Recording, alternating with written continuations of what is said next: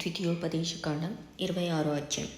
నీ దేవుడైన యెహోవా నీకు స్వాస్థ్యంగా ఇచ్చుచున్న దేశమునకు నీవు వచ్చి దాన్ని స్వాధీనపరచుకొని దానిలో నివసించుచున్నప్పుడు నీ దేవుడైన యెహోవా నీకిచ్చుచున్న నీ భూమిలో నుండి నీవు కూర్చుకొను భూఫలములన్నింటిలోనూ ప్రథమ ఫలములను తీసుకొని గంపలో ఉంచి నీ దేవుడైన యెహోవా తన నామమునకు మందిరమును ఏర్పరచుకొని స్థలమునకు వెళ్ళి ఆ దినములలో ఉండు యాజకుని యొద్దకు పోయి, యెహోవా మన పితరులకిచ్చేదనని ప్రమాణం చేసిన దేశమునకు నేను వచ్చియున్న సంగతి నేడు నీ దేవుడైన యెహోవా సన్నిధిని ఒప్పుకొంచున్నానని అతనితో చెప్పవలెను.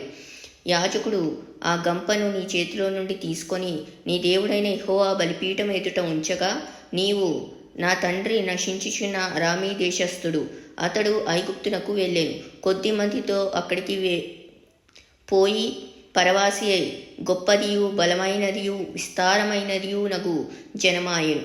ఐగుప్తీయులు మనలను హింసపెట్టి మనలను బాధపరిచి మన మీద కఠిన దాస్యం మోపగా, మనము మన పితరుల దేవుడైన యెహోవాకు మొరపెట్టినప్పుడు యెహోవా మన మొరను విని మన బాధను ప్రయాసమును మనకు కలిగిన హింసను చూచెను. అప్పుడు యెహోవా బాహుబలము వలనను చాపిన చేతి వలనను మహాభయం వలనను సూచక్రియల వలనను మహత్కార్యముల వలనను ఐగుప్తులో నుండి మనలను రప్పించి ఈ స్థలమునకు మనలను చేర్చి పాలు తేనెలు ప్రవహించు దేశమై ఉన్న ఈ దేశమును మనకిచ్చెను. కాబట్టి యెహోవా నీవే నాకిచ్చిన భూమి యొక్క ప్రథమ ఫలములను నేను తెచ్చియున్నానని నీ దేవుడైన యెహోవా సన్నిధిని చెప్పి, నీ దేవుడైన యెహోవా సన్నిధిని దాని పెట్టి నీ దేవుడైన యెహోవా సన్నిధిని నమస్కారము చేసి నీకును నీ ఇంటివారికిని నీ దేవుడైన యెహోవా దయచేసిన మేలంతటి విషయము నీవును లేవీయులను నీ దేశంలో ఉన్న పరదేశులను సంతోషింపవలెను. 10వ భాగం ఇచ్చు సంవత్సరమున అనగా 3వ సంవత్సరమున నీ వచ్చుబడిలో 10వ వంతును చెల్లించి అది లేవీయులకును పరదేశులకును తండ్రి లేని వారికిని విధవరాండ్రకును ఇయ్యవలెను. వారు నీ గ్రామంలో తిని తృప్తి పొందిన తరువాత నీవు నీ దేవుడైన యెహోవా సన్నిధిని నీవు నాకు ఆజ్ఞాపించిన నీ ఆజ్ఞలన్నింటి చొప్పున నా ఇంట నుండి ప్రతిష్ఠితమైన దాన్ని తీసివేసి లేవీయులకును పరదేశులకును తండ్రి లేని వారికిని విధవరాండ్రకును నేను ఇచ్చియున్నాను.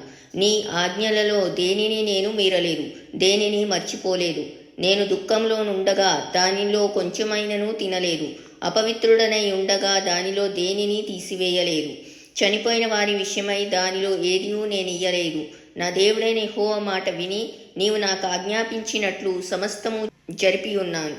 నీ పరిశుద్ధాలయముకు ఆకాశంలో నుండి చూచి నీ జనులైన ఇశ్రాయేలీలను పాలు తేనెలు ప్రవహించు దేశము అని నీవు మా పితరులతో ప్రమాణం చేసినట్లు మాకిచ్చియున్న దేశమును ఆశీర్వదింపుమని చెప్పవలెను.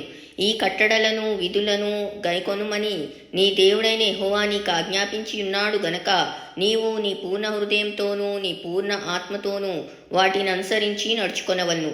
యెహోవాయే నీకు దేవుడై ఉన్నాడనియు నీవు ఆయన మార్గములయందు నడిచి ఆయన కట్టడలను ఆయన ఆజ్ఞలను ఆయన విధులను అనుసరించి ఆయన మాట విందుననియు నేడు ఆయనతో మాట ఇచ్చితివి.